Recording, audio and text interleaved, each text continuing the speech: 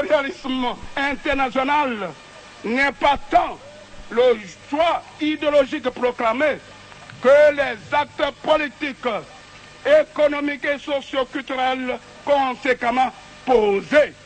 Au petit matin de ce dimanche 16 janvier 1977, un petit aéronef de type DC-7 qui n'était pas programmé, donc inattendu, atterrit sur l'aéroport international de Kaliaon.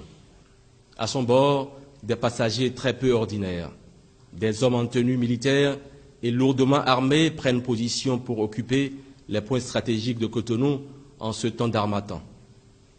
Armés de fusils de guerre assez perfectionnés, ainsi que des mortiers et des roquettes, ces mercenaires se sont divisés en deux groupes pour progresser vers le palais de la Marina, où le président Mathieu Kérékou et la garde républicaine, épaulés par des soldats de l'armée nord-coréenne venus à Cotonou dans le cadre de la coopération militaire entre les deux pays, ont opposé une riposte imprévisible aux agresseurs dirigés par le redoutable mercenaire français Bob Denard. Les échanges de tirs ont duré plus de 2 heures. Bien que sous-équipée, l'armée béninoise a réussi à mettre en déroute les envahisseurs qui décident d'opérer un repli après cette déroute humiliante.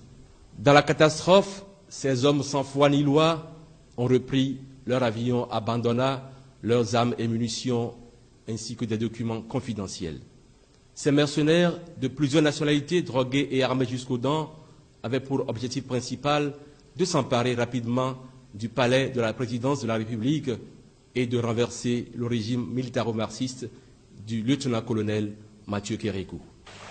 À l'heure où nous vous parlons, nos unités de combat sont à pied d'œuvre et défendent avec un acharnement révolutionnaire les points stratégiques de notre ville agressée. Mais 38 ans après, que sont devenues les familles de l'adjudant Tossou Mathieu, du soldat de première classe Alassane Kassim, du soldat de deuxième classe Lassisi Yessoufou, Abiodun Basile, Comlan Sylvain, Toto Paulin et Dabapa Pascal.